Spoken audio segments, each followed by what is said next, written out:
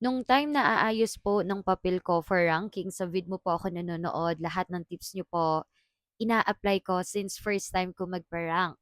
And by the God's grace, wala ng second ranking na magaganap. All glory to God. Praise God. Grabe. Pag para sa'yo talaga.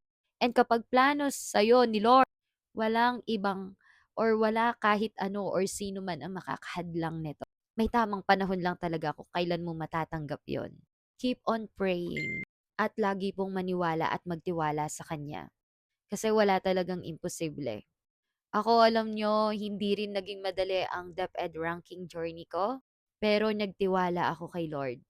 May time na mapapatanong ka, "Lord, ano pa po bang kulang?" Pero 'pag binigay na sa'yo ni Lord masasabi mo, kaya pala Lord, kaya pala Lord." So yun, sa mga nagpaparang, kapit lang, tiwala lang, patuloy po kayong magdasal, 'wag po kayong mainip.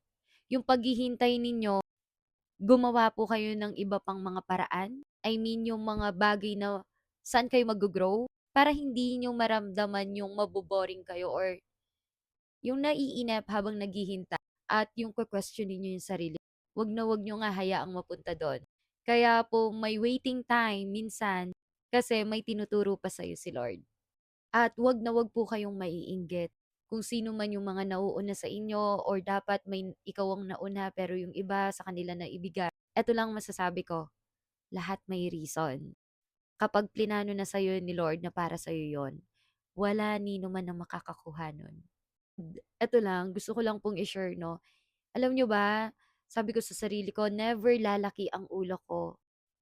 Never lalaki yung ulo ko, yung head ko, sa mga naririnig ko, sa mga nababasa ko tungkol sa mga ganito na sinasabi ninyo. Kasi sabi ko nga po, "Lord, gamitin niyo po ako, gawin niyo po akong instrumento." Alam niyo ilang video na yung meron akong ganito na klase ng video? Sobra akong nagpapasalamat kasi may mga tao na tulad niyo po na naniniwala sa akin na yung journey ko, yung experience ko, may magandang naidudulot. And yun talaga yung pinaka-purpose ko po. Kasi alam ko yung feeling ng walang tumutulong. Alam ko yung feeling na ang hirap at nalilito ka kung kanino ka pwedeng magtanong. Ang hirap magkumilos, ang hirap mag-umpisa kung hindi mo alam saan ka mag-uumpisa. At eto din, ang sarap din kasi ako aminado ko dito din sa platforms na ito, sa different platforms, SOCMED, ang dami kong nakukuhang idea. So, yung mga nakukuha kong ideyang yon, dinadagdagan natin or pinapalitan natin ng kaunti, syempre. Pero maraming salamat sa mga guru din, sa mga nauna pang teacher sa akin na naging inspirasyon ko rin at naging motivation ko rin. Dati nanonood lang din ako sa kanila, ngayon, o di ba? All glory to God, nagagamit tayo ni Lord dito.